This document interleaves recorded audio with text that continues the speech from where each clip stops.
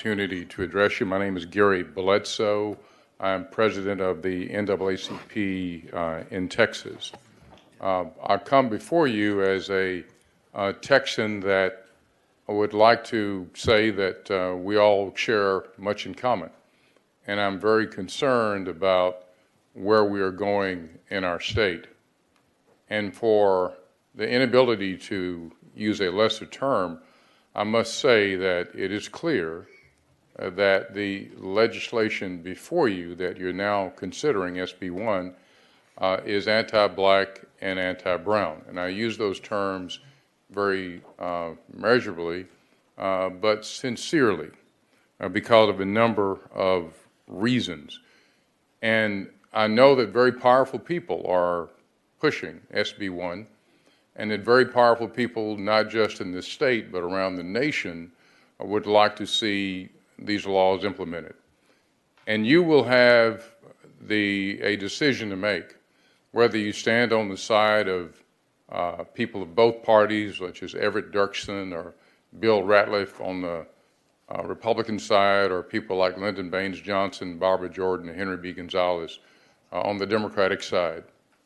Because you have a choice to make, but it's clear that your choice, even if race is not expressly mentioned in the bill, like I've heard Senator Hughes mention, it's clear that the impact will be negative against African Americans and Latinos.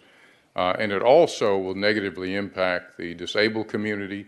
Some of the things in the bill in reference to disabled community are really pretty shocking and disappointing that they would actually be included in a piece of legislation. One of the things that we see is that there seems to be an all-out attack or assault on minority election officials.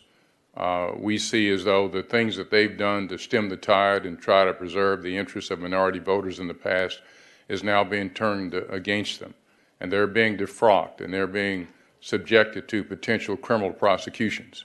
And when you join that with the fact that, let's say, for example, some of the things that you want to change maybe should be changed, but why is it that you criminalize the conduct?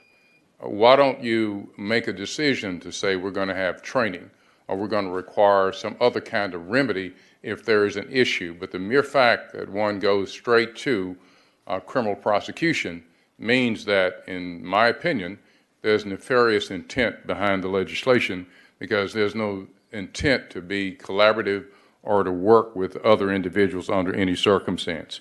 I think the attack on individuals who want to assist voters will have a chilling effect on individuals who want to assist individuals who may be in need of assistance for any reason.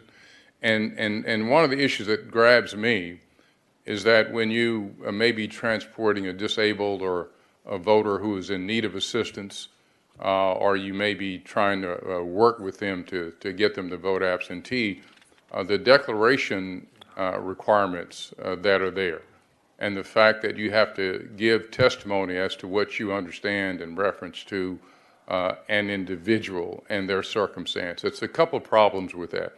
One is that means you have to give private information you may not want to give to someone, and number two, it exposes that to the world. But also, it potentially puts the helper against the helpee, because obviously there will be a situation of whether or not what was communicated seems to be accurate, and you seek to potentially destroy a relationship or undermine or intimidate people from actually being good Samaritans. I think that what's occurring here with poll watchers is really disappointing, because the poll watchers are empowered to such an extent they become overseers, like on a plantation. And they're sent out more to watch and see what the slaves are doing on the plantation, because the poll watchers that we've seen in Harris County and Bowie County and in other places have gone into minority neighborhoods and really been very belligerent and I might add McLennan County to that as well. But there are many other counties too. And when they go and they act in a certain way in our neighborhoods, but there's nothing in the bill that seems to redress their conduct. There's nothing in the bill that says if they do something wrong that they're subject to criminal prosecution. So what this does is it elevates the poll watcher to where they're greater than the election judge, changing many, many years of Texas law where the election judges had the authority to run their polling places as if they were a district judge.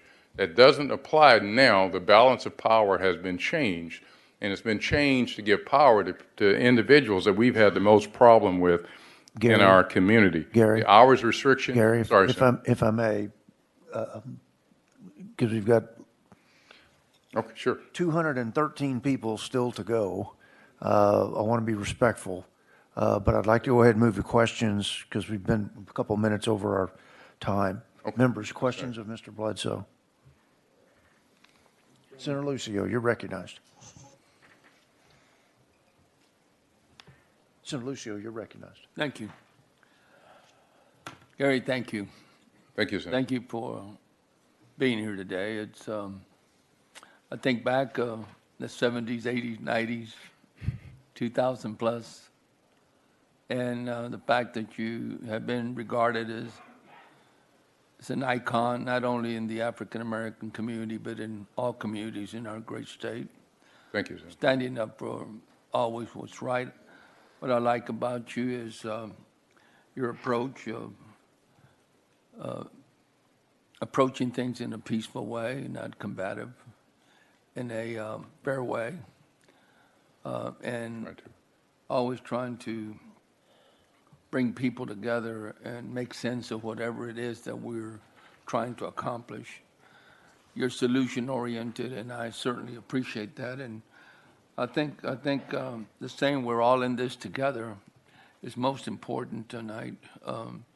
To be able to send that message to everyone in every corner of the state of Texas, so that we can understand that we are one Texas family, and we should find our way to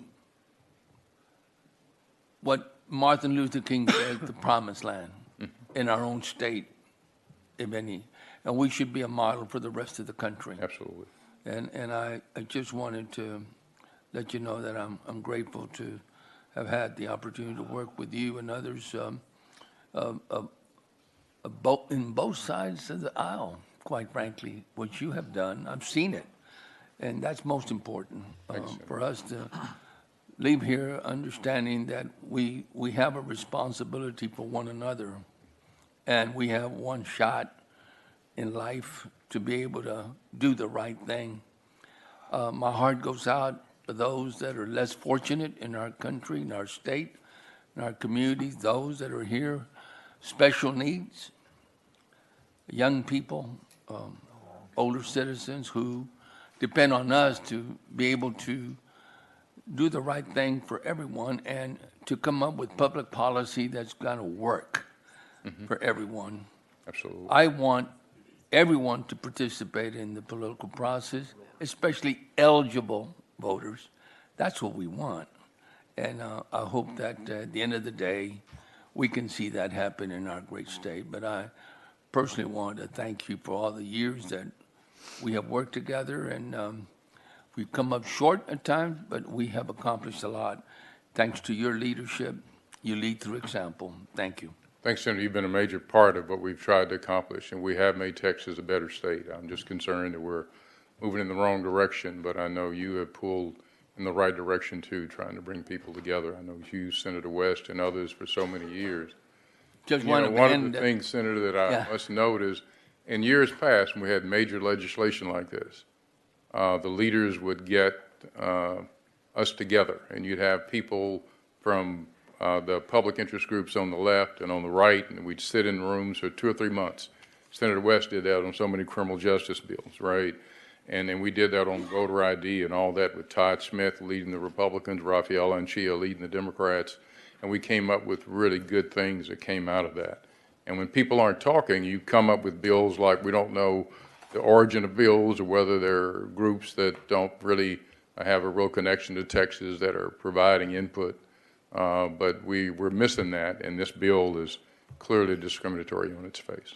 Thank you very much. And Mr. Chairman, thank you. I would be remiss if I didn't thank my Republican brothers and sisters as well, because they They too lead through example, especially when it comes to the sanctity of life and making sure we respect the unborn and those that live in our state that need our attention. Thank you. Thank you, Senator. Mr. Chairman. Let me, Okay. members of the committee, all right.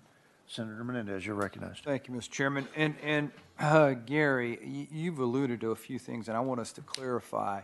There are rights to assistance that the federal law grants voters. Is that not correct? That's absolutely true. So in your opinion, how does SB 1 interfere with voter assistance rights that are granted by federal law? I think it interferes with what's actually provided in terms of who, what, and how assistance can be provided. And so I think it goes to the core of what's actually provided by federal law. So one would think maybe that one might seek an opinion on that, because it seems to me on the face of it that it would be illegal and in violation of federal law. So there would be some legal implications of SB 1 conflicting with federal voter law, federal assistance law. Is that not correct? I think so. I would believe that. So firmly. a voter can choose who assists them. Is that not correct? They can choose. They're not limited in who can choose them? Is that- They should be able to do that. This bill changes that. Yes, it does. So how would the prohibition on encouraging a voter to use an assister affect the ability of voters to choose their assisters? Well, I think what it's going to do, it's going to deny them a choice, and then it puts conditions on the choice should they be able to exercise the choice and choose the voter, as the election code might tend to provide, because it will have a chilling effect if you have someone who's going to assist the voter, but then there are requirements that might put them within harm's way.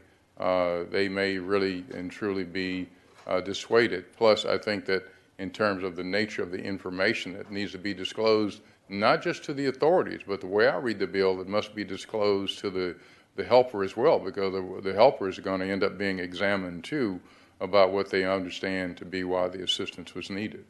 So with respect to the poll watchers, because you brought up the poll watchers, and you used a very strong analogy, but I think let's break it down a little bit. How will, with respect to them, the practical effect of removing the requirement for them to be either sitting or standing in one place in order to observe, what's the practical effect of that happen? You know, now that they can roam around and sort of, you know, be close to people while voting, what's that effect? Could you just sort of describe it for folks? Well, I think, let me mention, if I might, Senator, one of the origins for that obviously was an incident or some incidents that occurred in the 2020 election. And there was an issue where a poll watcher had been mistreating black and brown voters both, and the election judge had called attention to it. So then the poll watcher decided that what they would do would be accuse the election judge of some kind of misconduct, and they wanted to go. I think the poll watcher needed to go to a private room where a purse was, or a change of blouse or something, and they insisted on following them. And so the idea here is to give them full latitude, because the election judge said, no, you can't follow me and go here. But I think what this does is it gives them largesse. And Senator, maybe I should apologize for the extreme example, but I think the overseer example is a legitimate one, because that's what it makes you. When you get to roam and go and see what people are doing, and what I worry about is the whole idea about seeing and observing. You know, it seems to me that when you need assistance, if you need some privacy in terms of your communication with another person, you ought to be able to have privacy. But what this says, I think, is that you lose your privacy by deciding that you need assistance. So it really discriminates against people that have the need of assistance who might be disabled. And so I think that's a real issue there, that you have to fess up and give information.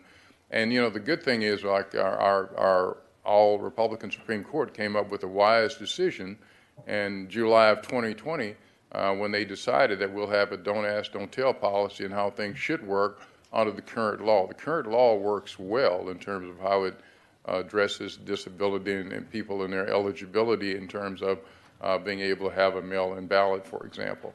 And this turns all that on its head, because it just changes the whole nature of it. So Gary, it seems to me that out of a desire, which we all share, to have only eligible voters